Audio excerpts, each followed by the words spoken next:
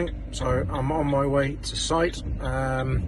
Just to give you a clue as to what I can see this morning, if I spin the camera around, that would be the direction that I'm going with this one lane motorway.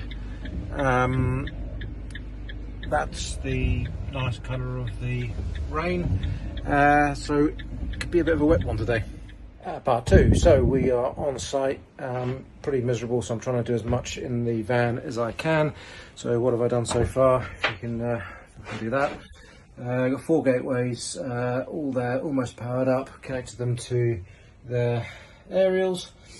So the next job now is just going to make sure that all these gateways check in. What I'm trying to do is keep everything as dry as possible, so do the wiring stuff in the dry, and then we'll go outside and get these things attached in readiness for tomorrow when we start powering up the sensors.